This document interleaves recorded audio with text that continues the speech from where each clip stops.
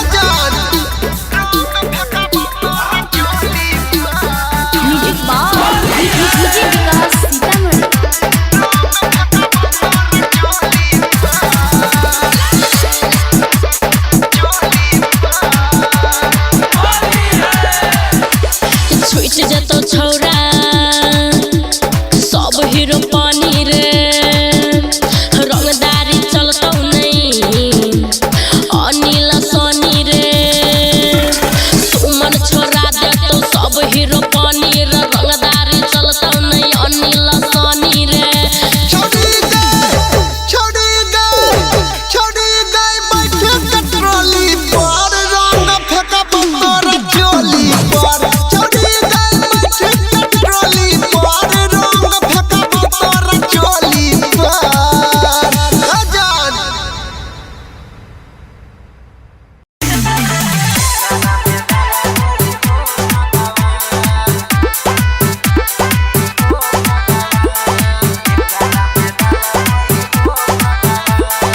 एगो पिचकारी छै दू गो जान एकरा में डालबै हो भगवान। एगो पिचकारी छै दू गो जान एकरा में डालबै हो भगवान। एगो के लगबै रंग पियर हो पीने छियै हमे बियर हो ऊपर से हिलोर मारै एकर समान। एगो पिचकारी छै दू गो जान एकरा में डालबै हो भगवान। एगो पिचकारी छै दू गो जान एकरा में डालबै हो भगवान। विकास अभी आप सुन रहे हैं मटियाला सीतामढ़ी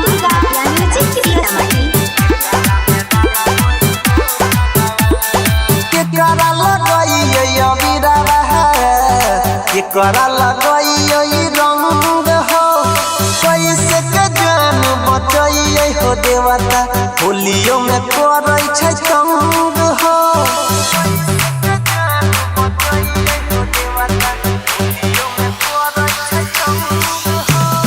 केकरा लगैयै अबीरा केकरा लगैयै रंग हो कैसे के जान बचैयै हो देवता होलियो में करै छै तंग हो। रंग चुआई के गोली कोड़ देबै जहान केकरा में डालियै हो भगवान।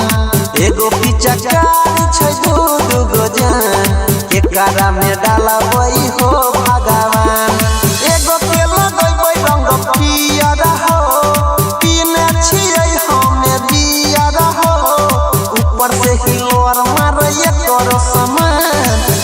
पिचकारी छै दू गो जान एकरा में डाला बई हो भगवान एगो पिचकारी छै दू गो जान एकरा में डाला बई हो भगवान विकास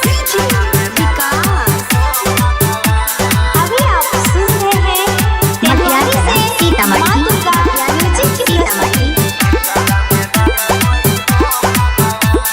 सुबह से 2 बोतल दारू अंदर दिलिए ढार हो छोरी के भाई के संग रंग खेलैला भेलै मार हो